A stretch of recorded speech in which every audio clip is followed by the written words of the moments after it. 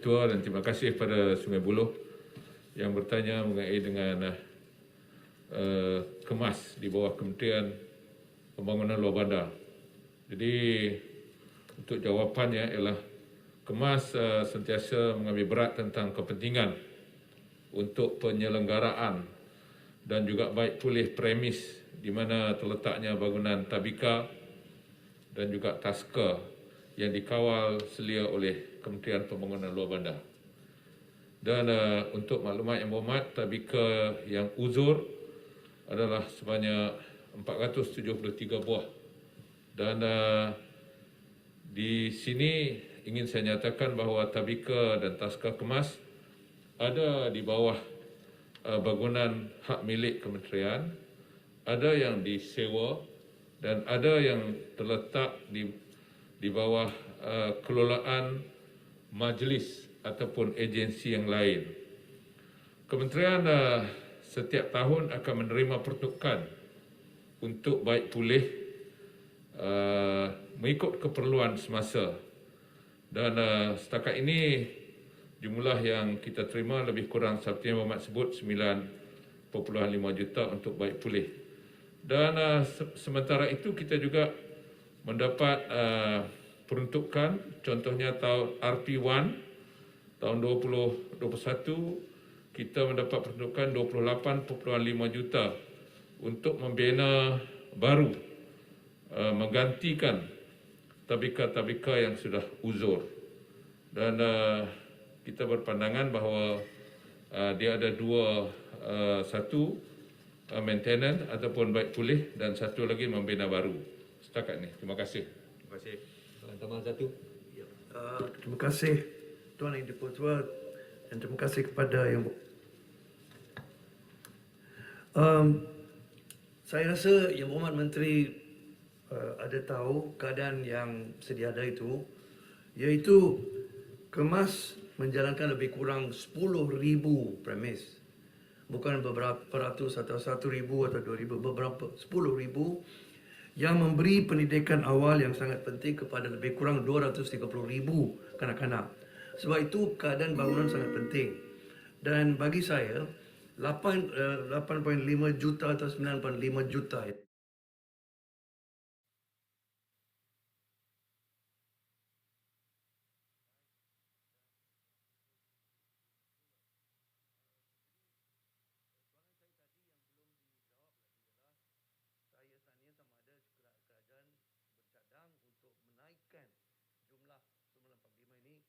pada jumlah yang lebih munasabah, iaitu 100 juta. Itu yang saya tanya.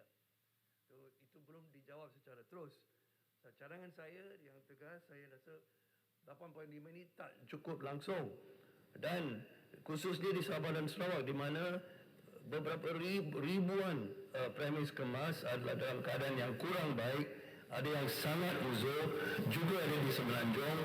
Dan saya terima masalah tanah itu ada seperti yang diterangkan oleh Yang Berhormat, iaitu ada beberapa kategori. Tapi isunya ialah kanak-kanak kita mesti belajar dalam bangunan yang sihat dan bagus.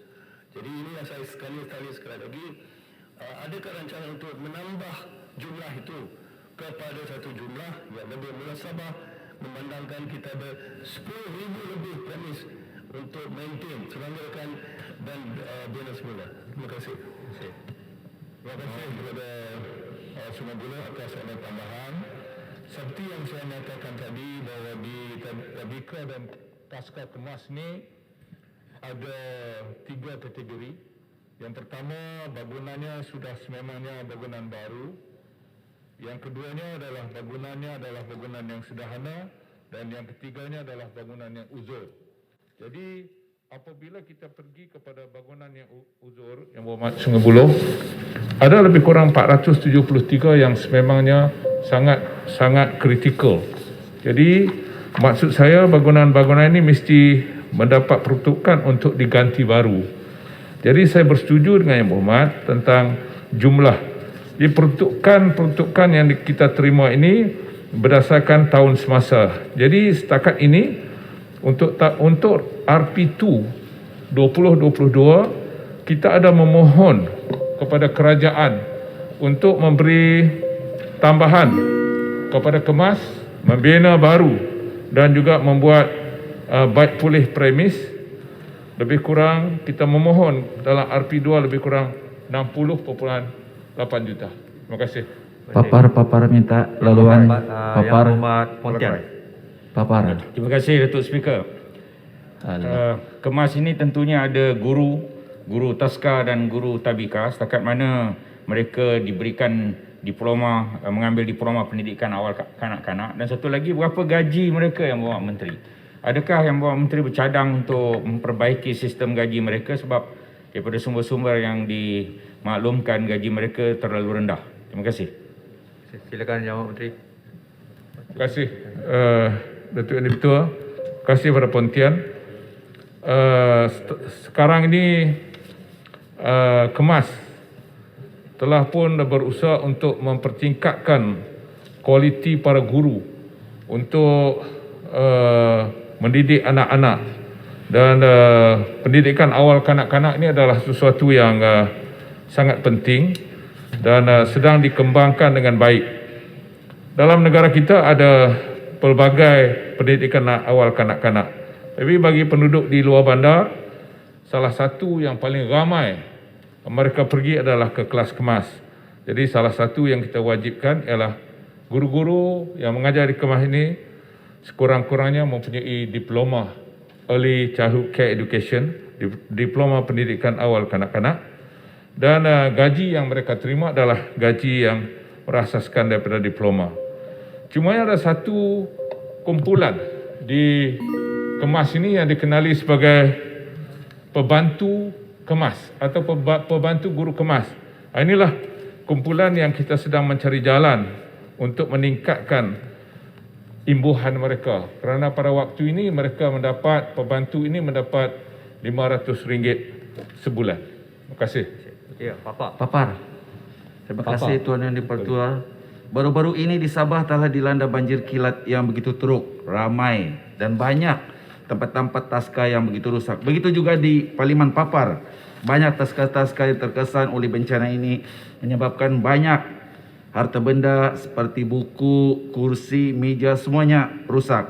Begitu juga dengan premis Kemas yang sudah uzur dan memerlukan perhatian pembaikan pulih dengan segera. Soalan saya, bilakah kementerian akan dapat turun padang dan memberikan peruntukan khas kepada tempat-tempat yang terkesan ini karena mereka semua memerlukan di saat-saat ini. Terima kasih. Terima kasih Datuk Yang Dipertua. Ini khusus untuk Papar. Sebenarnya kita telah mendapat laporan penuh daripada tempat-tempat kejadian. Bukan saja di Papar, di Pinampang dan juga di kawasan Jerai dan juga kawasan Merbuk di Kedah yang terkesan dengan banjir. Dan insya-Allah apabila kita dapat laporan penuh dan kita boleh bantu di kawasan-kawasan ini berdasarkan kepada kemampuan keuangan semasa Yang Hormat. Terima kasih. Kita menunggu di bawah. Terima kasih. Terima kasih. Terima kasih.